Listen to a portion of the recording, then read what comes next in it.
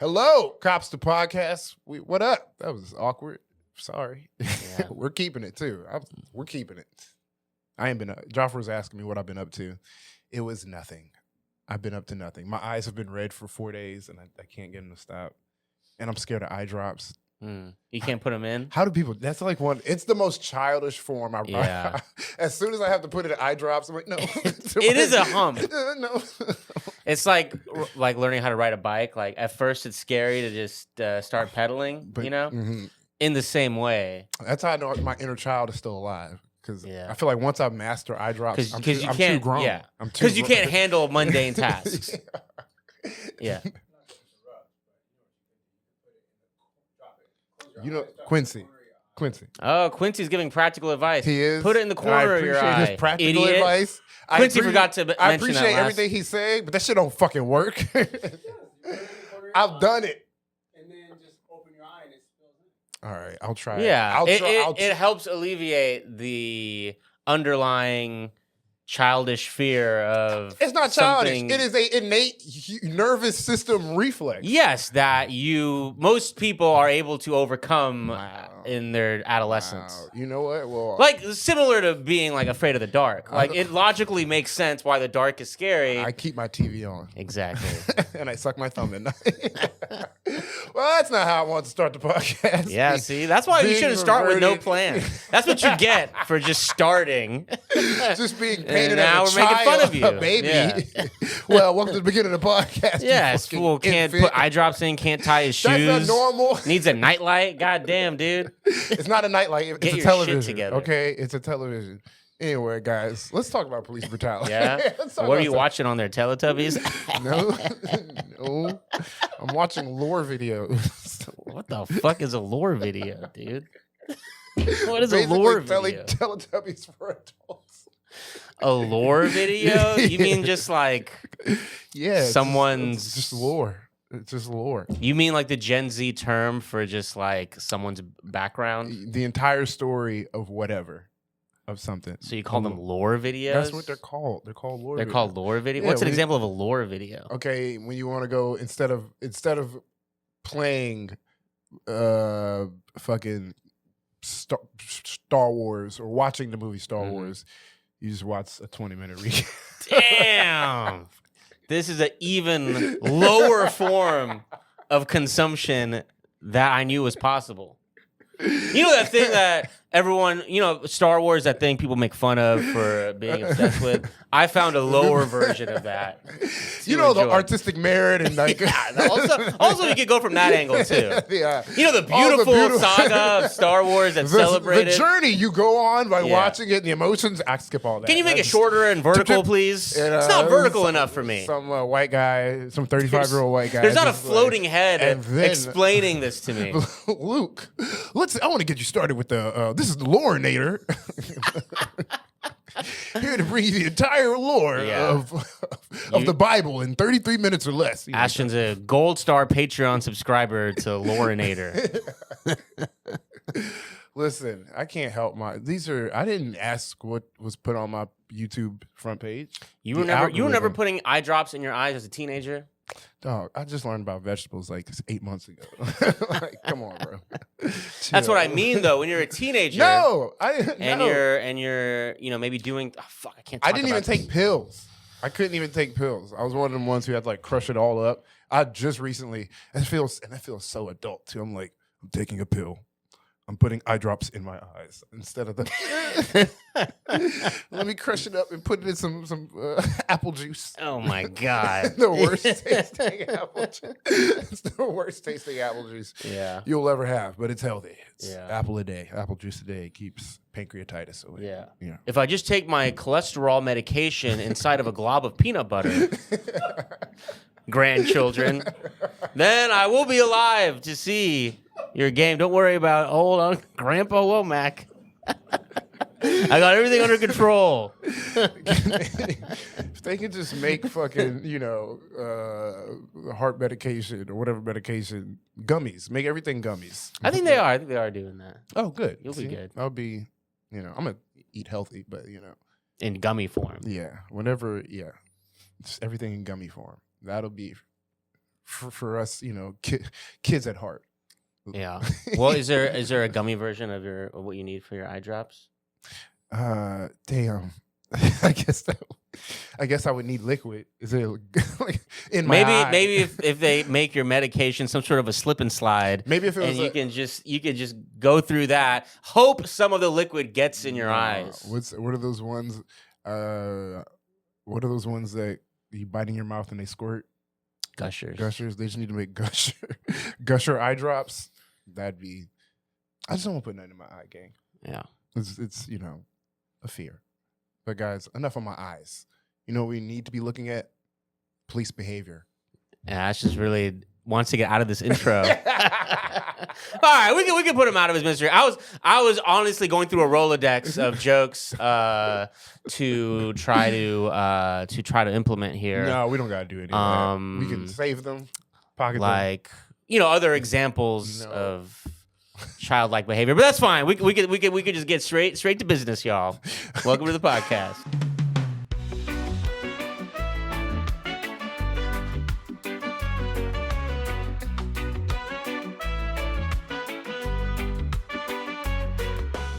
Welcome, loyal listeners, to Cops the Podcast. Let's start like we always do. Headline roundup. What did the cops do this past week? We're starting with ICE cops in Laredo, Texas, have a man die in their custody. R.I.P. Felix Alcorta Rodriguez. Cop in Riverside County, California is charged with manslaughter for fatally crashing into a man and seriously injuring his fiancée before their wedding while speeding and running a red light. R.I.P. Gavin Hinckley. Cop in Elira, Ohio is on paid administrative leave after he put his knee on a 15-year-old black girl's neck during a Juneteenth celebration. Cop in Colorado is fired for lying about her taser certification after she tasered a man 7 times in 35 seconds. Cop in Central Falls, Rhode Island is on video tasing a handcuffed man. Cop in Buckeye, Arizona is on video assaulting a handcuffed pregnant woman. Cop in Grand Rapids, Michigan is on video punching a driver in the face. Cop in Catawissa, Pennsylvania is charged with stalking. Jail cop in Galveston, Texas is arrested for sexual assault of an inmate. Jail cop in Galveston, Texas is arrested for sexual assault of an inmate. Yes, 2 of them. Cops in Stillwater, Oklahoma are facing a lawsuit for assaulting, wrongfully arresting, and then illegally strip searching a woman. Cop in Freehold, New Jersey pleads guilty to forcibly handcuffing and kissing a teenager at a police outreach event. Jail cop in Washington County, Pennsylvania is charged with sending a child explicit messages. Police chief in Arcoma, Oklahoma is arrested for child sex crimes. Cop in San Diego, California is convicted of possession of child sex abuse material. Cops in New York City are facing a lawsuit for racially and sexually harassing a female intern for months before pulling a gun on her in the NYPD headquarters. Cop in Palm Beach County, Florida is under investigation for harassing a married couple after the wife ended an affair with him. Cop in Oskaloosa County, Florida is arrested for domestic violence. Cop in Weld County, Colorado is arrested for domestic violence. Cop in Las Vegas is arrested for domestic violence. Cop in Modesto, California is arrested for domestic violence. Cop in Milton, Florida is arrested for domestic violence. Cop in Fulton County, New York is on video fatally shooting a dog. Cop in Norfolk County, Virginia fatally shoots a dog. And there you have it, folks. God damn, that's damn. This got some headlines in it. Yeah. Fuck. Yeah, there's always a few curveballs, They're all horrible. They're all like, I want to go over each. I'm like, damn, that's fucked up. Damn, that's fucked up. Cop puts a black girl in a fucking. He puts his knee on a black. Basically, assaults while arresting. For whatever reason, they were trying to do arrests at a Juneteenth celebration at a park. I feel like on Juneteenth, black people should not be allowed to put in any chains whatsoever. That's our purge day. It is crazy. Yeah. Niggas put his knee on her neck. Excuse me, what the fuck? Yeah. He's like, 'tis the season. I thought it's like some Civil War reenactment type shit. What the fuck? It is, yeah. That sucks. Assaulting a handcuffed pregnant woman, disturbing. But 9-month pregnant woman, yeah. 2 jail cops in Galveston is arrested for. They were arrested for sexually assaulting. I don't know the details. Okay, don't ask about the details on that one. It's okay. It's a good question. Sorry. I'm not going against the question. I just saw that you had questions. I was telling you that I don't know the details about Sorry. that. Yeah, no, I'm just No, like, it's fine. It's fine. The fucking cops in New York City are facing a lawsuit for radically and sexually harassing a female. Racially. I'm sorry, racially. Why did I say radical? Because your mind is trying to overcome. Radically sexually assault. Listen, sister. Whoa, what's happening here? She's like, wow, just when I thought couldn't get any worse. He's doing this pose, trying to fucking show me your boobies. I don't know. Female intern and then they pulled a gun on her in the NYPD headquarters. Yeah, this was fucking intern. She was an Asian lady. She was also deaf or partially deaf. My God. Unfortunately, all those things came up in their harassment of saying like, ooh, I've always wanted an Asian wife or an Asian girlfriend, and then making even worse jokes about her being hard of hearing. And then, yeah, it ended with someone pulling a gun on her in just the precinct. This is an intern. Just nuts. Interning for the cops. Just nuts. Yeah, it is. Just it is crazy. Just an absolute. Just putting a disabled Asian woman around police, just and to go get eventually sexually assaulted and a gun pulled up. Apparently, this is what will happen. Damn. All right. Well, those are not all cops, but definitely those cops. To all the not all cops comments we get on all of our videos online. Yeah. So yeah, hectic week. Also normal week, fairly normal week of policing in America. But we're just going to launch into the main stories of today's episode. Reminder to sign up for our Patreon. We got a bonus episode every week. And if you're listening, please give us 5 stars if you haven't already. That'll probably help. I don't actually know if it does, but that's what people say. So starting out our first story, we're going to New Orleans, reading from The Guardian. Louisiana sheriff retires after pleading guilty to beating podcaster who often criticized him. Now, sometimes these stories hit a little close to home, folks. Sometimes these stories are a little harder to get through. Whoa.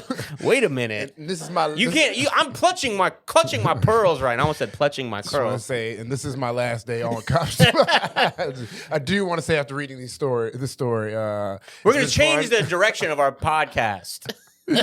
We are now called Firemen, the podcast. Where we go after these fucking evil ass firefighters who are fucking. No, we could keep Cops the podcast. Just our headline roundup will be like, cop in New York helped an old lady cross the street. Yeah. Cop in Connecticut didn't shoot a guy. Yeah, cop helps wife find her lover by leaving. I don't know. Cop hands his wife. Never mind. I was going to go for a little too dark of a joke. I was going too deep. I was like, I'm too deep for this joke. I want to subvert expectations too hard right now. This could be a time we could tell Andrea, can you cut those attempts at jokes we made at this timestamp? But we're not, folks. No, you're going to see those malfunctions in real time. Yeah. But we got here a sheriff in Louisiana beating up a podcaster. So let's reading here from The Guardian. A suburban New Orleans sheriff who had held one of his community's most prominent political offices for a decade has retired shortly after pleading guilty to battering a podcaster who often criticized him. Brother. Randy Smith, 61. Were you going to say something? Oh, no, I was just going to say PLM, Podcast Live. Sorry, where's our march? The more you post a... This is me getting mad at black people. Where's our march? You don't see the podcasters marching. Wait, what color? I'm trying to turn the podcast. I already told y'all. Randy Smith, 61, also agreed to serve more than a year of probation after admitting to a late May beating at a steakhouse where he had bought 18 alcoholic beverages on his tab on a Friday afternoon, which all but halted his 4-decade policing career. Damn. Smith had been sworn He was just about to retire. He was just a baby, y'all. He was one day from retiring before he beat the man brutally. Yeah. a fucking Yeah. 48-hour steakhouse. And if you didn't have a recording later that night that exposed the beating, would have been home free. You can't trust the people you beat up at bars anymore. Used to be they had no recording equipment whatsoever. But no, my joke implying that the podcaster himself was the one who shed light on this, that's not true. Seems like he got arrested on the spot because people just started calling 911. The guy was beating the shit out of a patron of a restaurant. So I bet they were like they probably were like when Will Smith slapped Chris Rock, where everybody was like, "Do we arrest him? is this a bit? This feels. Are we allowed to arrest him?" Yeah. Oh, He's like, keep my precinct's name out your fucking mouth. Damn. Okay, Smith had been sworn in as the elected sheriff of St. Tammany Parish, Louisiana, on July 1st, 2016. Wow, so it's like almost 10-year anniversary. Succeeding a predecessor who eventually pleaded guilty to federal bribery charges and was separately convicted of serial child sexual molestation. You know, just following a line of great. Probably didn't expect that to come in on this story. Hey, at least I'm not a pedophile. You can never have your guard too far up on this podcast. It's just him. There's a new sheriff in town, and he's not a pedophile. Like that's the fucking bar they have to pass. Yeah. That's incredible. Yeah. They're like our sheriff is resigning in shame, but also still a step in the right direction. This is progress. So actually we applaud our sheriff is progress for guys. merely beating up those who I know criticize him. everyone's sad about this story, but remember, this is progress. Let's just hope the next sheriff is only a serial arsonist. Yeah. We maybe only pray. Yeah. Just, Keeps his violence in his own home. Yeah. Behind closed doors.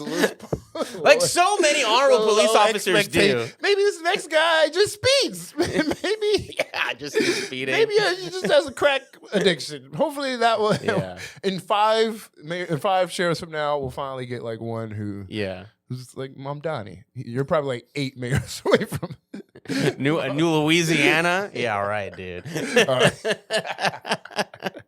Yeah, they're gonna elect Tucker Carlson as their divine emperor before they would do his Bible Zoran. with a gun is our new. Yeah. Like literally how people put guns in Bibles. Like they rip out the pages. I'm voting for this guy. I like him. I could have a beer with the Bible with a gun inside of Cut it. of his jib. All right, back to this. As sheriff, Smith helmed a law enforcement agency which operates the local jail and patrols the neighborhoods of an area with 280,000 residents, about 50 miles north of New Orleans. He was well into his third four-year term in that role when he stopped by Keith Young's steakhouse in the St. Tammany town of Madisonville on May 29th and encountered a local social media personality named Bobby Cuvillian, we'll say that. Bobby Cuvillian. According to state investigators, Cuvillian, I'm sorry with the accent. I can't help it sometimes. Louisiana is too fun. Bobby Cuvillian. You can't help but say like, ooh, that Bobby Cuvillian over there. Yeah, exactly. Sound like Waterboy. Yeah, exactly. Cuvillian, who blogs and podcasts about local topics, had been frequently critical of Smith, including by calling the sheriff corrupt and incompetent. Sorry, he called the sheriff corrupt and incompetent, and then that sheriff ended up drunkenly beating the shit out of him. So you can't say he was that far off with his indictments over there. And incompetent now. If I was corrupt, I would have been able to cover this up, motherfucker. Yeah, got some points. And that day, Smith was said to have approached Cuvillian from behind the latter man, who was seated on an elevated stool at the restaurant bar celebrating his 59th birthday with his wife. Smith then, without warning, placed Cuvillian in a chokehold, slammed him to the ground backwards, authorities later alleged, citing accounts from the victim and multiple eyewitnesses. Smith also reportedly punched and with his boots kicked a prone Kuvillian in the face and body. Quote, "I'm going to kill you, motherfucker," Kuvillian reported, saying, "You're a dead motherfucker." Deputies of Smith were the first to respond to multiple emergency calls from within the restaurant that reported the beating. So this is where we get to the second half of this story. So, like I just read, people call the cops. So obviously who's going to show up? His employees, like the people who work under him. So the deputies responded, but their office recused itself from handling the matter when it became evident that the suspect in the case was the sheriff, and agents with the Louisiana Board of Investigation then took over. Besides interviewing the bystanders and securing surveillance video, LBI agents wrote in a sworn statement that Kuvillian had been taken to a hospital. Medical record shows they sustained a concussion and 2 displaced front teeth, the agent said. They also noted that there were 5 glasses of wine, 4 vodka martinis, 8 vodkas, and 1 gin on Smith and his party $346 tab.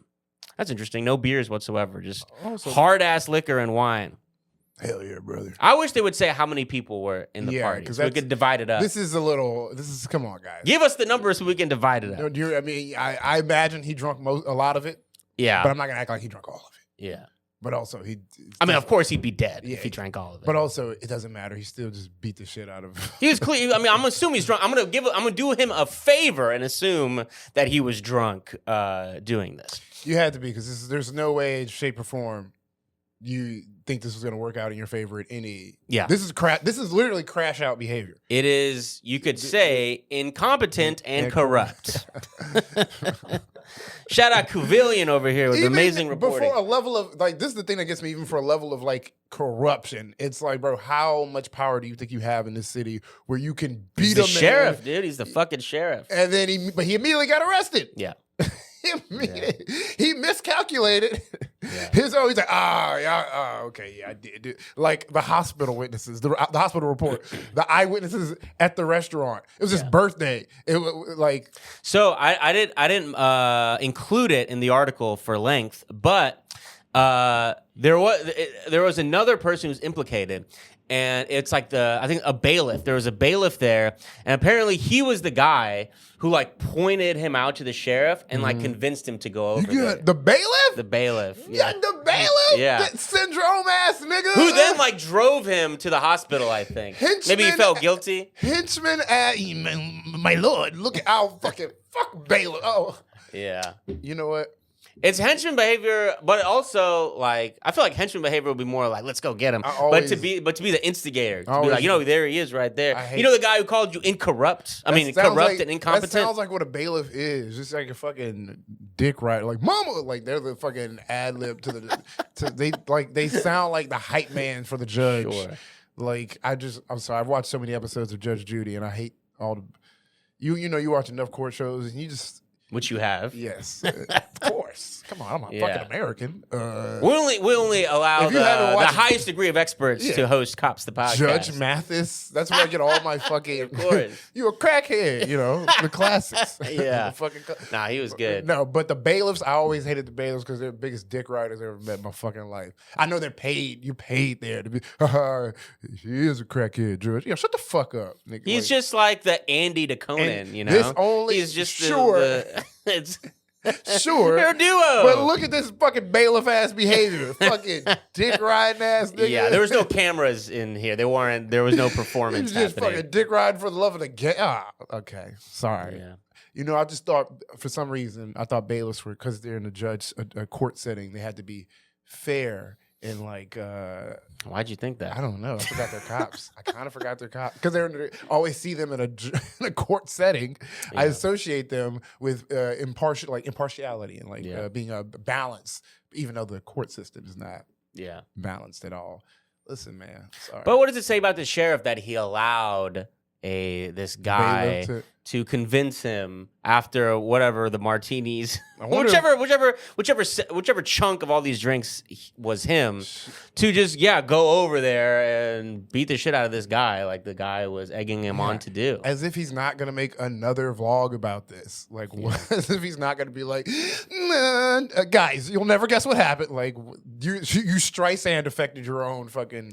Yeah, he did. It's like, damn. Yeah, Also, I mean, clearly, was not thinking very deeply when he did this. Just ridiculous at a busy restaurant in the middle of the day. They said Friday afternoon. It's probably very busy. dude. Multiple 911 calls was being made. To be a figurehead in a small town, your ego. Yeah, to be sheriff. Yeah. Dude, sheriffs have so much power. I know. I could just see any small towns are so easy to take over. Yeah, I go there, become a pastor, yeah. gain power. These use petty criminals and podcasters it. don't And know who then, they're messing as with. soon as one fucking podcaster makes a video about me, I'm pulling up to him at a state 48. Before that intro music is that over. why is the pastor's 9 shots in the communion wine just beating the foot? Motherfucker, I will kill you, then revive you. Like, gee. And then kill your ass again. No, but this is. Let's finish out this article.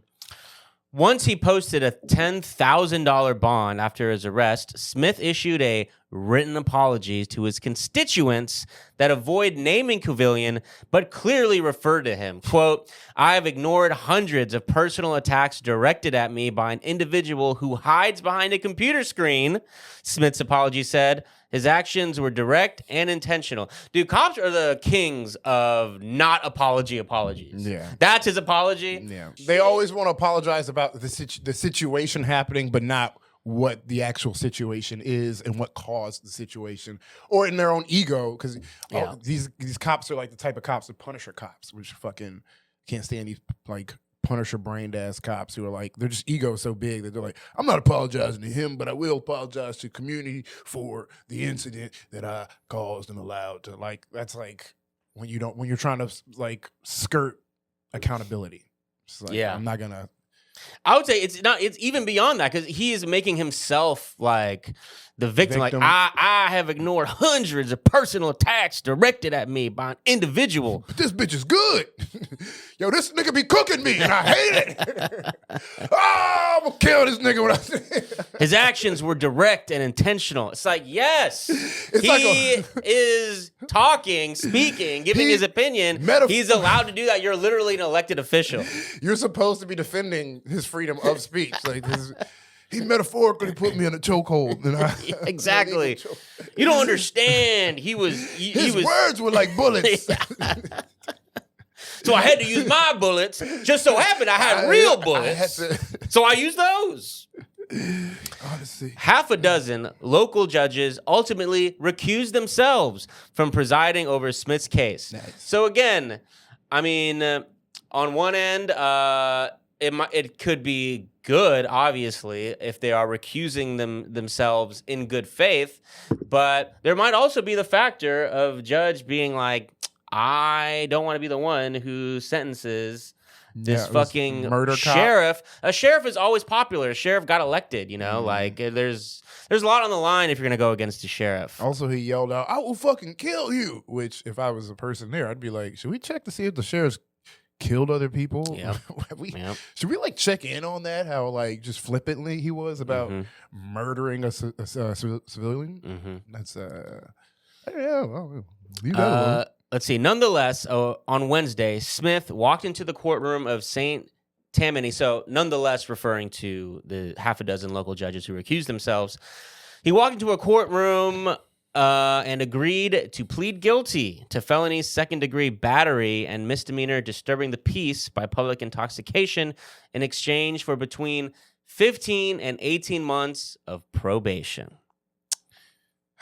Well, He also announced that he would retire as of the afternoon, capping off a career that saw him spend a total of 33 years at the St. Tammany Sheriff's Office.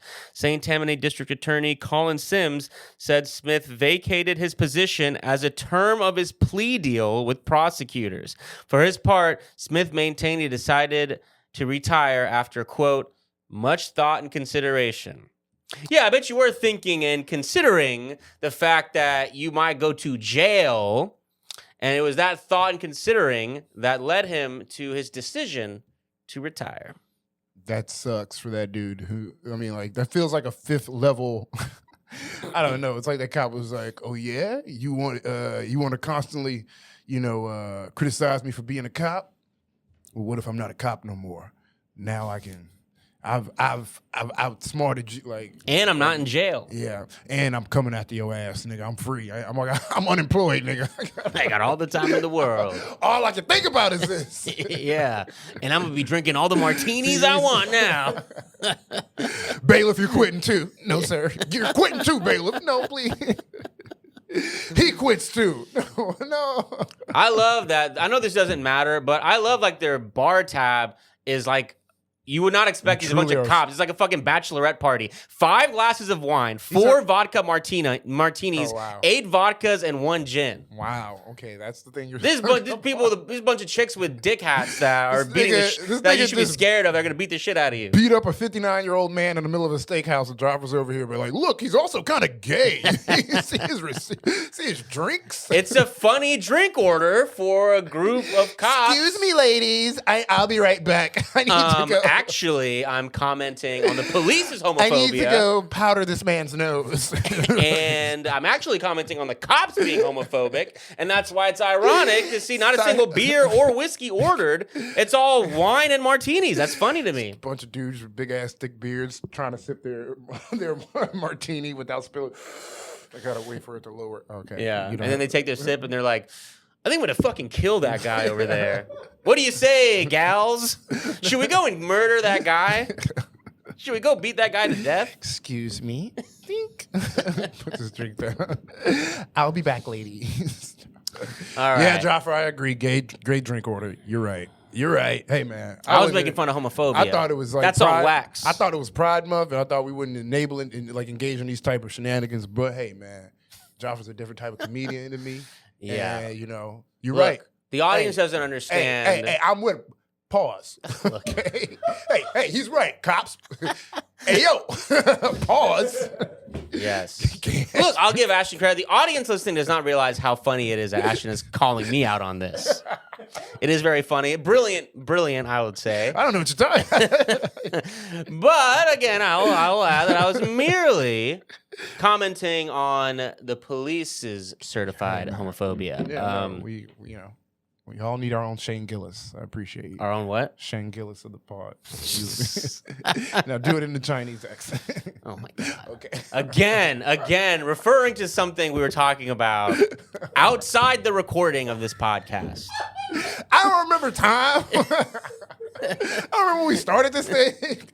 It's been a blur. Okay, I'm sorry. Let's continue. We've been on this story too long, and now we got to bring the mood down with a fucked up story out in Washington County, Michigan, via WDIV.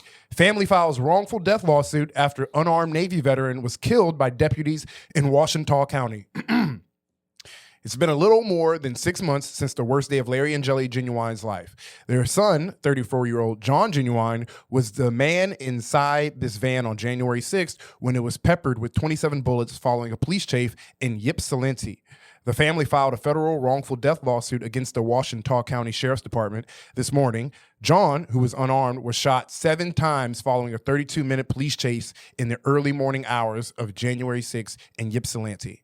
It started when a 911 call came in at 1:24 a.m. on January 6th, and the caller, who identified himself as Matt, said he saw a large white van driving erratically in and out of traffic and through a gas station without license plates or headlights. Surveillance footage shows a van racing past a different gas station at 1:30 a.m. A second call came in from a man who insisted the van's driver pointed a weapon at his wife and that there were 2 black males in the van.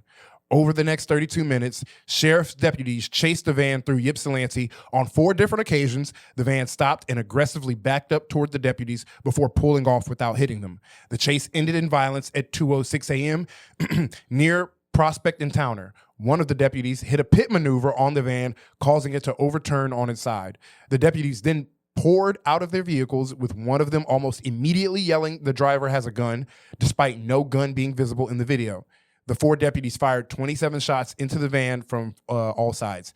The van remained flipped over for hours. The driver, John, was quickly killed, and it was later revealed that he did not, in fact, have a weapon. The sheriff's department had no comment on the suit, noting that an active criminal investigation into the incident is also ongoing. They did say that the 4 officers involved in the shooting remain on administrative leave. The criminal case has been submitted to the prosecutor's office and also under review by Nessel. Crazy. Yeah. Absolute insanity. I think that left out some of the... It did. Yeah, I left out a lot, which we can fill in. So, yeah, let's go break down the very basics, what we do know. What we do know is that John was not armed. We don't know why there was these phone calls of... 2 black males with a gun. We also don't know why John sped away from the cops. But as we mention all the time on this podcast, speeding away from police officers is not a death sentence. No reason to escalate it into this. One, a pit maneuver, which another thing we bring up a lot. If you don't know what a pit maneuver is, it's a fancy way of basically playing Grand Theft Auto as a cop. You pull up on the back end of another car that's driving, and you just swipe the back end of their car, causing it to spin out. That's what they did to John's van. It flipped over, and then with a complete display of incompetence, they surround the vehicle, say he has a gun, he doesn't, and start shooting from all different sides, which again is so ridiculously incompetent. You're gonna fucking shoot each other if you're shooting from all angles. I don't need a police I don't need this amazing police training of 6 weeks that y'all get to know that. Michael Bay fucking action scene these cops were trying to fulfill and live out, just like fucking slamming their cars into, like, they flipped the car. They flipped the car and then surrounded it with guns and then just shot. And it's like multiple cops who, this shows it's like a systemic issue, because it's like that's the behavior of the entire group of cops that was chasing them. Is like it's insane. I guess it's 4 cops that shot. Yeah. Okay. Yeah. That shit is. And what, like you mentioned, that this article left out a lot. One major thing is that they didn't offer any medical help. Yeah. They just left him bleeding out for hours. He died, but they rather than immediately rendering aid regardless, they couldn't even start putting together some clues that maybe they got it wrong in terms of their whole approach to the situation. 1, he's not 2 black males. 2, there is no gun to be found. He is unarmed. He clearly wasn't the person that these people were calling about. Yeah. And even if he was, again, cops' job is not to be judge, jury, and executioner. The cops' job is to just detain a potential dangerous threat so that they can go in front of a judge and jury, and then we can use democracy to decide what their fate is, not fucking kill them on the spot. Apprehend a suspect without being a fucking threat to public safety as well. Just fucking how many times those pit maneuvers just like fuck other people up. And it's like, they're still just all the tactics they use here are just resulted in the death of a man who they weren't even looking for. So it's just insane. A Navy veteran as well, for all of our Navy. I'm sure more veteran information fans will come out of the story, because I do want to. I'm like, there's so many like pieces that are just also just missing. It's just like, what the fuck is going on here? Why did they, like you said, who did call? Why was he running? And it's just like, what? And then obviously, why did they fucking shoot? Why immediately are they like, all right, we gotta kill this guy? They didn't administer lethal. Claiming he had a gun before they shot. Claiming they had a gun after they killed. I had a gun after they killed him. And it's like no gun to be found. Yeah, no, it's all bad. Yeah. Yes, and as of now, no charges for any of the cops, but there's an internal investigation. They're going to decide internally if charges need to be filed. But for now, those cops are on paid leave. Dude, classic. Cops are fucking a swarm of cops, terrifying. Yeah. Just all like I just can't help that I think every cop is just on crank. You ever seen that movie like Crank with Jason Statham? You've never? I'm sorry. The premise is he's just like has to be crank. If his heart rate starts, that's like a cop. They're a bunch of them are taking steroids. If their heart rate stops going like he dies. So he has to like do a bunch of shit just to keep it. I gotta fuck this lady. I gotta fucking beat up this dude. I gotta like literally, honestly, it is crank. Cops live there like just a squad full of Jason Stathams. I think there's a lot of truth to that. Like on methamphetamines. we could talk about it more on another episode of the podcast, but the police have a steroid problem, and that is definitely paired with their cultural problem. Damn, and they got a. This is a bad cycle. They got a steroid problem, which means they have a small penis problem, which means they're gonna those poor wives inflict out those. It's a cycle. It is. They're taking steroids to catch.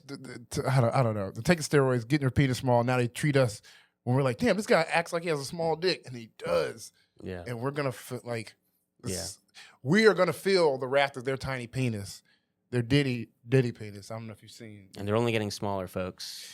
Because of the steroids. Steroids, yeah. Yes. Just to clarify what I meant by that. Oh, no. We're going to be fucked. They're just like in a cycle of anger and violence and fucking insecurity about their penis size, but then I'm going to inflict it out on the public. Well, yeah. I mean, it is, we were joking, but it is very indicative of the culture of the police. Like, we say this stat all the time. Cops spend 4% of their time dealing with violent crime.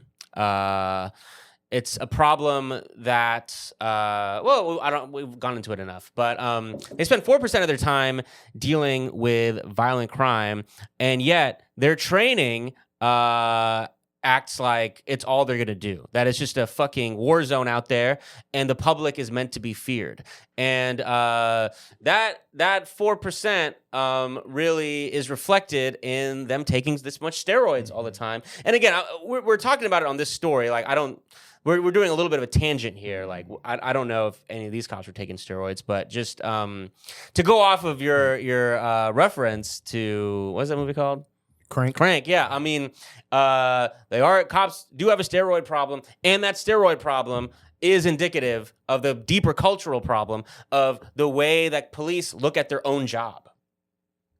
I gotta be there. Yeah, it's like if a mailman was like spent most of their time had a gun because like I gotta kill dogs. It's like, no, these dogs are out here chasing everybody. Yeah. So most of my job is killing dogs. Are you supposed to be delivering the mail? No, that's like, yeah, it's technically it's the cops who are killing the dogs for some reason. For some reason, actually.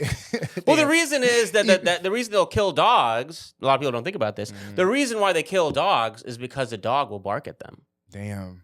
Don't you get loud with me. Yeah. You know when you scream as you break down the door of your owner's and your sanctuary? And would you believe a dog might bark if you do that? Oh, well, no, now the dog is dead. Oh, no. Anyways, a bit of a tangent on it's a very sad story, unfortunately. John Jinuwine, R.I.P. to him. He was a veteran. The families mentioned a bunch of times that they're very pro-police, love the cops, and just complete senseless death of another unarmed man in the United States. R.I.P. Next, we are going to Dallas. Yeah, I think this is in Dallas. Reading from NBC5. Headline: DEA allowed staggering amounts of fentanyl to hit the streets and took no action. Even as it battled the deadliest drug epidemic in American history, the DEA permitted hundreds of thousands of fentanyl pills to hit the streets of New Mexico. Oh, yeah, sorry. This is in New Mexico. I don't know why I put Dallas up top. This is in New Mexico. Between 2023 and 2025, according to 3 current and former DEA agents and government records reviewed by the AP. You got to understand, this DEA is like the fun mom. We don't mind if you do a little fentanyl. Yeah. As long as it's in the house. Just do it in the house. Just do it here. And Yeah. as long as we're watching you, you can have a little crystal meth, okay? Yeah. You know. If only. DEA, I think that's just called legalizing drugs. That's called legalization. DEA agents repeatedly monitored shipments of fentanyl pills, but did not seize them. Federal prosecutors sought to bring bigger criminal cases against traffickers of a synthetic opioid that the White House last year designated a weapon of mass destruction. Holy shit, I forgot about it. Sometimes I forget about the Trump White House. But wait, he designated fentanyl as weapon of mass A weapon of mass destruction. Damn. It follows. If he's going to call them terrorists, then they have to have weapons Yeah. of mass destruction.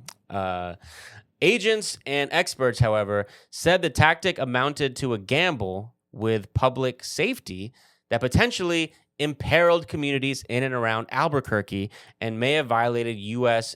Justice Department rules intended to safeguard the public. Quote, "We poisoned our community to make cases," DEA Special Agent David Howell told AP in a series of interviews in New Mexico.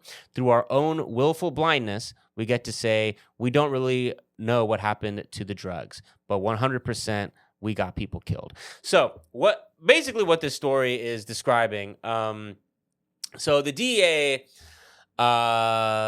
loves to do shit like this. First of all, they will follow a big shipment of drugs to try to get a bigger fish out of it. Would you rather arrest your fucking local weed dealer or fucking El Chapo? Okay. Yes. So that's the logic here. But there's just a very deep irony. One, how deep they let it go. Like, we're not talking about, oh, this guy's got like a dime bag of fent. Let's see where he got his dime bag. That's one thing. Right? If you are going to do the drug war, which not a fan of over here, but if you are going to do the drug war, there is some sense in like, all right, let's find out where this guy got his dime bag so we could really get something off the street. But hundreds and thousands of pills, and this whistleblower, he uses the word million. He thinks there is millions of these pills that, again, the U.S. treats fentanyl like it's fucking, the absolute worst, like a comic book villain of a weapon drug. of mass destruction. Weapon of mass destruction. And let me be clear, fentanyl, by all accounts, does seem dangerous, right? So I don't want to completely discount that. But to, on one end, try to like propagate its danger to the point of mythology, where they are constantly cops claiming that they are overdosing Some on of my favorite YouTube videos. from just being near the vibe of it, to on one end promote this mythological danger of fentanyl, and on the other side spend all this time letting hundreds of thousands, millions of pills go all over Albuquerque, New Mexico, a city famous for how deep the epidemic, the opioid epidemic has hit. It just shows like this irony of the drug war. Like, what are y'all even doing here? Is not the point to get drugs off the streets? You can't have a war on drugs if there ain't no drugs, brother. Like, Yeah. I wouldn't have a job. Well, yeah. I mean, I think there is like a level of truth to that. Like, all of these. Who all benefits? If you let more people have access to drugs and in on the drug market, then you can the prison industry is going to benefit from this. Everybody has a job, just like keeping the cycle of the job coming in, like, or having employment. This book I've mentioned recently a lot because I loved it. It's called Propaganda, but he does a great job of breaking down this idea of like the reason why we can't seem to get any meaningful reform to this insane bureaucracy of this justice system is not so much that these politicians just genuinely don't agree that there's problems. It's that all of these entities are powerful and are going to do what they can to continue to be powerful and continue to validate their own existence. And so I do think that we see that in this story. We see a kind of toxic incentive system here where we're supposed to believe that this drug war is in good faith just to get these dangerous drugs off the streets. But here we see they instead have this obsession of getting the bad guys, of making arrests, of showing off like this, how they're fighting crime, rather than the simple task of having less deadly drugs on the street. Letting 1 million pills run wild the streets of Albuquerque is wild. And they're still defending it. They're still defending it like, no, trust us. We know what we're doing. Yeah. This is how we get the real bad guys. Your cousin that died, his life was worth it because we got this guy off the street. So just hold that to like in your heart, you know? Yeah. That's yeah.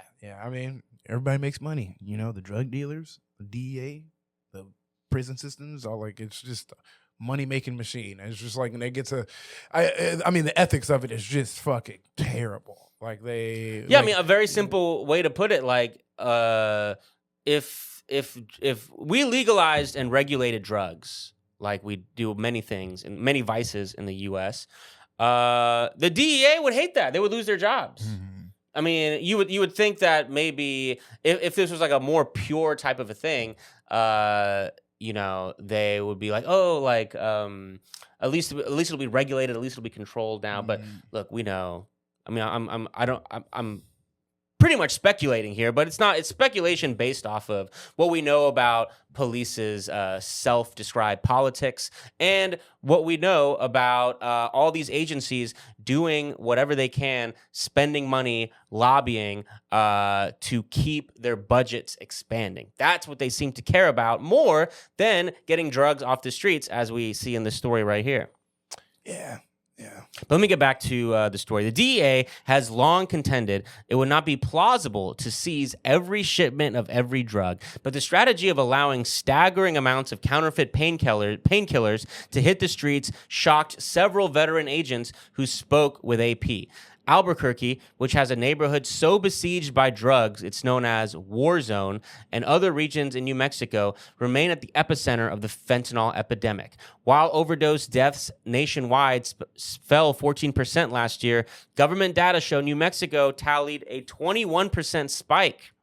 Alex Ubalez, who served as U.S. Attorney in New Mexico from 2022 through last year, said authorities at times allowed drug shipments to go unseized as part of a broader effort to gather intelligence and build cases against major drug traffickers. He said the approach reflected his office's limited resources and his belief that prosecuting larger organizations can have a bigger impact than interdicting every suspected drug transaction. Last year, DEA recorded the largest fentanyl bust in its history in Albuquerque. Quote, "The bigger fish are worth catching," Ubala said, "and that will save more lives." The DEA said in a statement that the investigative decisions at issue were lawful, reasonable under the circumstances, and consistent with department guidance. They should ask to give one of those like post-arrest press conferences where they put all the drugs and shit on the table and they're like, look, but theirs would just be empty. And like, no, this would be where the drugs we had caught, but we let everybody do the drugs. That's the problem. Yeah. So, but imagine we're trying to catch the big bad guys like over here, and it's just like empty chairs. We haven't caught him yet. He's out there. He's selling drugs right now. But when we he's selling. But we assume so. Imagine, I mean, he's got to be out there selling drugs somewhere. It's gonna be a kilo right here. It's gonna be some weed.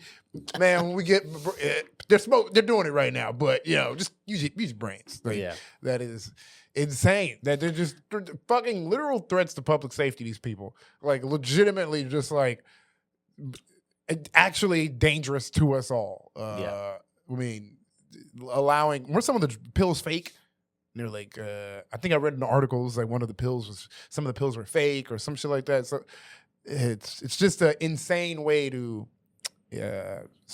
stop crime, I guess. I don't know. It doesn't Yeah, I really- mean, like, unethical as fuck. once you look at the drug war and see its complete lack of results, that's the thing. A lot of people, when they first hear legalize all drugs, they reasonably think, oh, that's bad. Like more drugs is bad for society. And that is true. But then once you look at the results of the drug war and seeing how it has done nothing to combat drugs, like any vice we try to make illegal, prostitution's illegal in America. So does that mean there's no prostitution except for in Las Vegas? We know that's false. Same with drugs. Same with any vice. The solution is to legalize and regulate it and make it so that it's not as bad as it possibly could be. And then you come and look at this statistic in New Mexico where while nationwide overdose deaths fell 14%, in New Mexico it tallied a 21% spike. Oh my These God. DEA agents were just watching a million pills float around on purpose, They are- following them around Nigga, they're while Scarface. people are dying on the streets. It's like, okay, we're not going to legalize drugs. We're going to criminalize drugs. We're going to send people to jail. We're going to ruin families. We're going to target minorities. That's your job, DEA. And the DEA is like, well, we'll just wait a second. Let's let people keep overdosing and just Dude. trust us. This is some Uvalde police level of neglect. Yeah. That is insane. It's kind of a funny story to try to talk about because it's like DEA, can you do your job? And it's like, actually, I don't want you to do your job. I don't think this should be anyone's jobs. But if this is our approach to fighting the opioid epidemic, that is our approach. Can you at least try to do it then? Can you please? Yeah. How is that you winning the war on drugs if you just like, all right, we're going to let everybody die and then capture. Once it's over, then we'll capture all the bad guys. You didn't, that don't even work in a superhero movie. Yeah. When Avengers had to stop Thanos, nigga, sorry, but it wasn't like they were like, let them win and then we going to reverse time. And then like, we going like, they don't let the bad guys win. Yeah. And then beat them. They like stop as much destruction as possible. It's just That makes sense. my moral code is based off of comic books. Yeah. That's I see everything. My through- judgments come from Judge Mathis. But no, I think the overall takeaway from this story is how absurd, like, the DEA's role in our country is to treat a medical, like a health epidemic, like the DEA, the fact we have prohibited it has created these criminal enterprises in the first place. And it shows that when you look at the DEA, their purported job, their will, what they're trying to do is not even seemingly to get drugs off the streets. It's to make their big busts. It's to put people in jail. That has been the one success, the only success we could say about the drug war is that it has put people in jail. It has destroyed families. If you think that's a success, that's on you. But it clearly shows from this story that is all the DEA cares about. They are not actually trying to stop no drug epidemics. Not to say this doesn't personally hit home, but I've lost my own drug dealers to the drug war. Damn. The war of drugs is, this affects all of us. Damn. You never know how close it can get. I get it. That's why you kept trying to change the subject talking about Marvel because If it hurts you too much. If the DEA could Thanos snap back all the people that OD'd on the pills that they just let flood the streets, then I'd be like, okay, I saw your strategy in the long game, but you can't. So you can't have dead. You are responsible for their lives. It's like, what's the cost? What's the saying? The idiom when it's like. It's like some real fucking. It's like the idiom where it's like it was worth the ends justify the means type shit. Yeah. This is some real like. I don't know if people. The means do not justify the ends. Yeah. Matter of fact, the means are kind of stupid. The means are insane. The means The means are. It's like when you just glance at the means in it. Yeah. It's just the instance. You're like, that's a dumb idea, man. You kill a bunch of people, but Yeah. you know. But yeah, crazy stuff going on in the DEA. So next, okay, you've probably heard of this next story. Prarieland. That's where my mom went to school. Another story. Well, yeah, the last story was not in Dallas. I think it was just written by like a Dallas publication. That's why I messed up there. But this is around Dallas. Yeah, I actually grew up around here. Prarieland, Texas, via Houston Public Media. Prarieland shooter gets 100 years. Others 30 to 70 for ICE detention center Antifa protest. Prarieland ICE detention center shooter Benjamin Song was sentenced to 100 years in prison Tuesday, while with others getting 30 years or more for their role in January 4th, 2024 immigration protest turned violent. Song was convicted of attempted murder for shooting and injuring an Alvarado police officer outside the Prarieland detention center during the demonstration. Now listen, 100 years for shooting an ICE detention center cop. I think when they give out 100, that never makes sense to me. Well, yeah. It doesn't even. Bitch, America is 250 years old, and you giving out 100 years? That don't even make sense. So let's back up for a second. So this is a story we have covered since it happened. The arrest, the conviction, because they were all found guilty. And this was, they were conducting a noise protest demonstration, shooting out fireworks outside this detention center. But it did turn violent. Now, this guy, Benjamin Song, he claims he fired a shot because he saw the cops pull guns on his friends. So he was just trying to save his life. That's what he said. We're not gonna defend this guy shooting at anyone. But what is so scary about what this story is that once Trump named Antifa an official terror organization, once he signed an executive order where the Trump administration has designated Antifa, which, remember, is mostly a made-up fucking thing. It's definitely not real in the way they try to make it out to be real. Once he designated that as a terror organization, all of the charges that these activists were facing all of a sudden got way higher. Like, they got terror charges added on, which would be scary to everybody because it's like all it is showing a fucking corrupt ass government who is willing to hyper punish their enemies. It doesn't matter. Okay, so today is ICE, Antifa people who don't agree. They're literally weaponizing the Department of Justice to target American citizens. Yes, whatever left-wing activism and left-wing, but it's like whatever. But Trump and that goes from Malcolm X to Rachel Maddow, all of the wide spectrum of left-wing activism. Mrs. Rachel Trump. Getting fucking thrown in a gulag because she doesn't think Palestinian babies should be killed. But I also think it's just like the government as a whole, how a government can just weaponize its the law and its prison system to attack its enemies or people who it doesn't agree with in a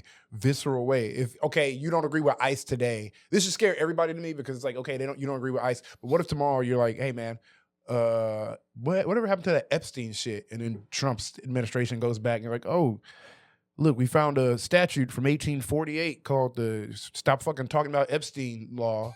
And you got to do 45,000 years. Turns out Epstein's a vampire who's been around for this long, all through American history. It could be at this point. You saw the temple? At this point, did you see the temple? That's what I'm saying. But I'm saying, literally, it's like, to me, I'm like, yes, they're hyper targeting like left wing, like parties and like left wing ideologists and.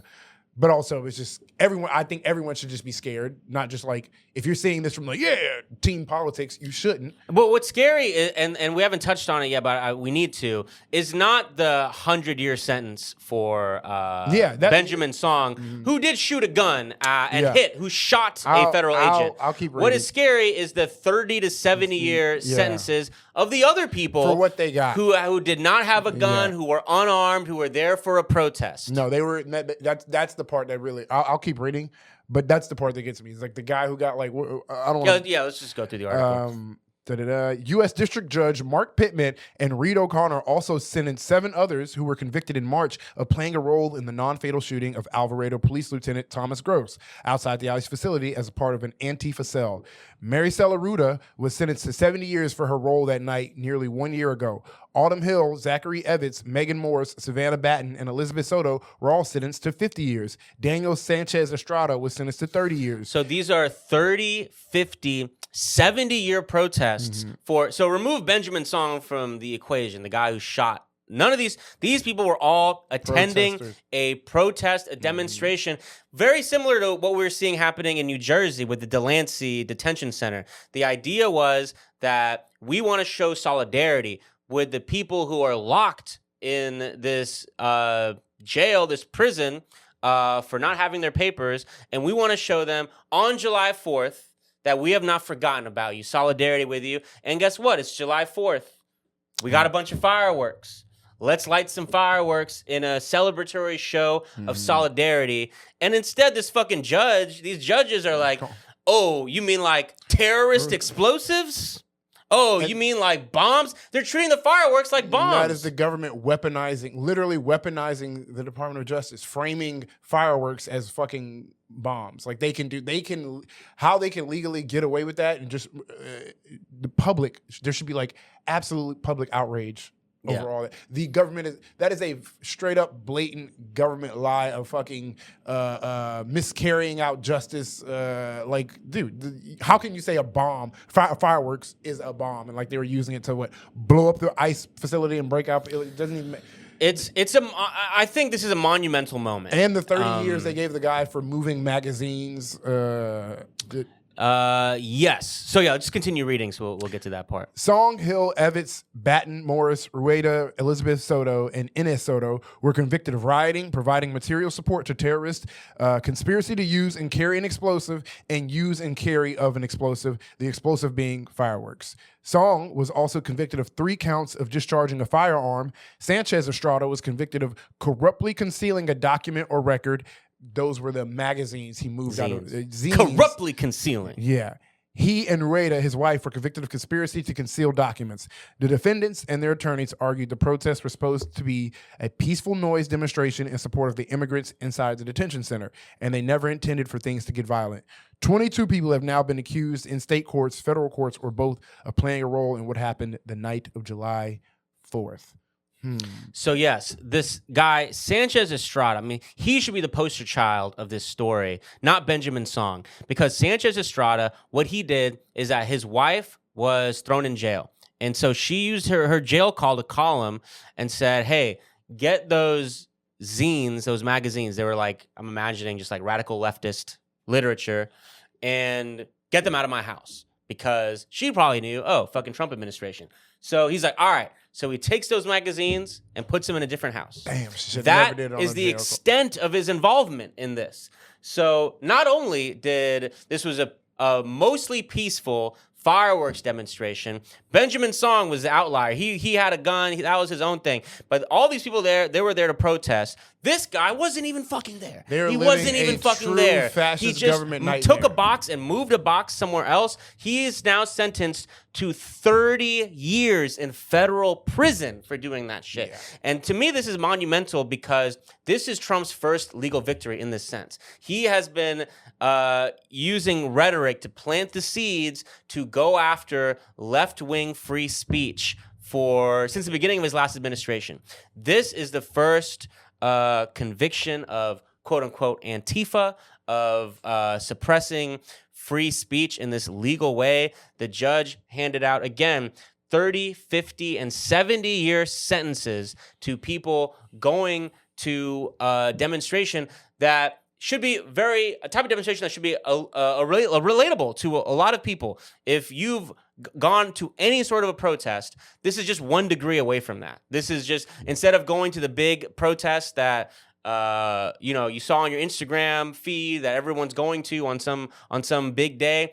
This is 1 degree away from that. Oh, we're gonna go gather outside the detention center Nigga, this and is just make some noise. It's a noise demonstration. January 6th fucking caused more damage than we're Yeah, talking about cop violence. That was an actual insurrection. Literal. And all these people got harsher sentences than the January 6th. They should be at minimum, if this was like an actual just system, but if Trump's court system was actually just and they were complaining about his rules, these people should be backup dancers in fucking the January 6th choir or like fucking, they should be getting part of that $1.4 billion. He was like, well, yeah. They should be free and be the ones getting caught with child pornography, not the January 6th insurrectionists. Oh, you are very deep in on that. I thought people knew about that. All right, if you didn't know, folks, a lot of the January 6th insurrectionists, and by a lot, I knew they started a band. By a lot, I mean more than one, which is a lot for child pornography. You know more than one of them have been, since being pardoned by Trump, have been caught with child pornography. I think if one of your associates is a pedophile, you're all pedophiles. That's why Epstein list. Sorry, we play by Epstein rules. One of you guys. Epstein's changed the rules on pedophiles. Epstein rules are now in effect, nigga. You know one pedophile, you a pedophile. That's kind of true, though.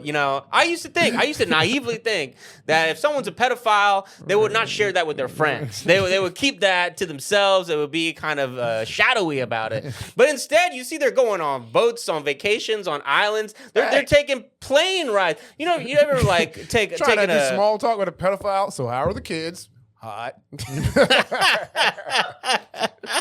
Abundant. Sexy. So how are the discounted? Kids? Gorgeous. Okay, gross. Like, it's like the way that us normal people, like your high school friend is having a destination wedding in Cabo.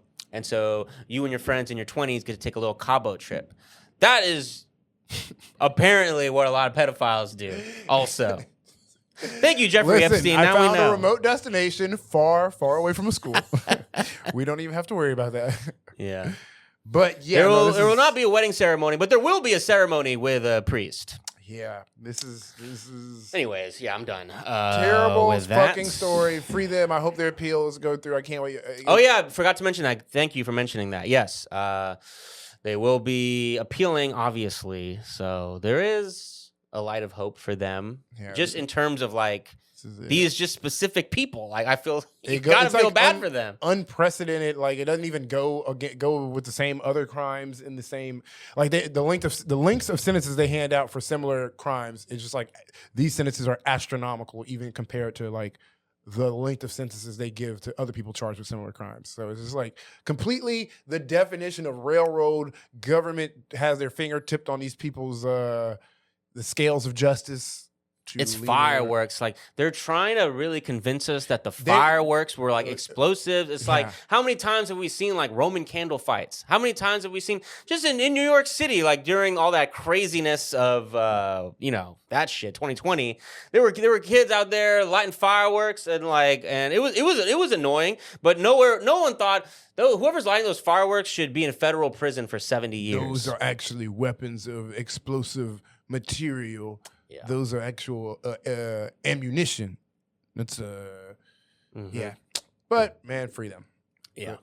Let's go on. Speaking of free though, Washington D.C. Mm-hmm. Okay, I didn't. Okay, that's not what I associate with D.C. Just read the headline. You'll see what I mean. Oh, okay. D.C. Regis Court. Oh, wow.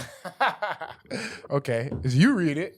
Oh, it's mine. Yeah, you're right. All right. That was my bad, folks. Let's finally start this story that we've been teasing y'all with. Washington, D.C. is where we're going. Reading from AP. D.C. reaches a court settlement with a man detained while protesting troops patrol with Darth Vader songs. These are sensitive. Yeah. You might have remembered this. This is what this guy was doing. So remember, I know that the Trump news makes it feels like that this was 10 years ago, but this was merely a year ago, I would say, when Trump was deciding to colonize black cities, basically. It was sending his federal troops into Memphis, into D.C., into Chicago. And while he was in D.C., there was a guy who would follow around the federal troops and play the Imperial March. That's a good one. That's a perfect one. Yeah, that's nice. That's funny. Some real liberal blue sky threads. It is. Resistance. Burn. But like the 45-years on fucking blue sky were like eating at 2,000 likes. Yeah. 2,000. Guys, man, this brings me back to the Biden election victory. This guy is a fucking genius, brother. The greatest day of our lives. This guy's a fucking genius. So that guy was detained for that, which seems like that would be a violation of freedom of speech, and it was, obviously. So let's read here. D.C., the District of Columbia has reached a settlement agreement for an undisclosed amount. That's the tragedy of this whole story. Walking out the court, man, shit, it might buy me a Death Star. Yeah, shit, nigga might fuck around, buy him a Star Cruiser. I might buy me an ACAB grill, a light up ACAB grill. Fuck around, buy that Darth head to the mall, my nigga. Damn, that was good. This guy is high level over here. So yes. He's basically getting a check from the city of D.C., and I think the tragedy of the story, it's an undisclosed amount. I want to know the fucking amount. I know. But undisclosed amount of money with a resident who claimed police illegally detained him for following an Ohio National Guard patrol while playing Ohio. I thought comedy was legal. I'm so upset. This is so funny the more I think about it. Yeah. Where's Grok when you need him? Where's Grok in his vulgar roasts when you need it? I'm too busy making child porn. Sorry. Following a National Guard patrol while playing Darth Vader's theme song from Star Wars on his phone, an act of protest against the Trump administration's federal law enforcement surge in the nation's capital. A court filing late Thursday says the plaintiff, Sam O'Hara, will drop his lawsuit's claims against the district and 4 Metropolitan Police Department officers within 3 business days of receiving the settlement payment. The filing doesn't specify a dollar amount for the deal between the district and O'Hara, who is represented by the ACLU of D.C. In an email on Friday, an ACLU spokesperson referred to the settlement's financial terms as a significant amount that O'Hara is pleased with, but said they are not disclosing the dollar figure to protect his privacy. A spokesperson for DC Attorney General Brian Schwab's office declined to comment on the settlement. Damn. So we could only hope that he wants it to be private because it's a very obscenely large amount. Yeah, damn. These cops acted irrationally, and they got all butthurt. Guess we got to see the dark side of the force. Nice. That's all I got. Was that a pun? Was that even a pun? Though, let's think about it. Does that meet the threshold of a joke? No, it does. It does. It was good. No, I was stretching. You were. Kidding. I just had dark side of the force, and I was like, I'm gonna use something. Yes. Well, we got to look into the dark side. Yes. Okay. Well, it's because let me break down to you why I reject that as a joke. No, we don't got. Which is because Star Wars itself is already a satire. It's already a satire. Like, yes, the Force, the Resistance. And so for you to be like, the dark side of the Force, that's not a play. Like, you're just saying what Star Wars is by being Star Wars already. The Force is a euphemism for the police departments, not fucking military. It's a satire. Yes, it is. Yeah, it is. Sure. And also DC, there's literally federal troops coming onto the city. Fucking speaking of cops. So it is like the DC or Star Wars occupation. Yeah. Read the rest of this shit. Have Sorry. fun. That's all the levity I'm bringing to this fucking podcast. Yeah, you know. Yeah. Criticize. Joke didn't even make sense, bro. Shut the fuck up and keep reading the paragraph. It makes sense. Just saying we didn't meet the threshold of a joke. It's derivative for the actual. Exactly. There you go. Shut the fuck up. It was good timing, though. Good timing. But that's it. That's our podcast, gang. It just devolves. Yeah. Yeah, once we start nitpicking. It does. Look, we don't like to end with a sad story, so we end with a lighter story. And yeah, it'll end like this. That's me thinking of music. I would play fat guy music. Yeah. What's fat guy music? Like Like a trombone, like a fat instrument. Yeah, It's fat sounds. This guy elevated. That's why I appreciate him because I would have performed this on Kill Tony. Yeah, I would perform my demonstration. Yeah, because it's just that's low level. This guy elevated.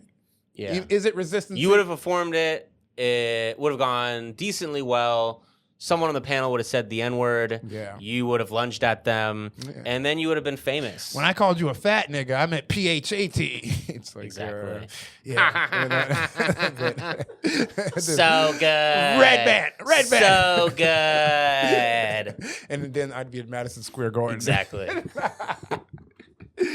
This is the hand I slapped Tony Hinchcliffe with. I haven't washed it yet. Who wants to touch it? Line. Slapped, long line. as in you mean like... Yes. Yeah, you know. Yeah. Guys, that's the pod. That's the pod.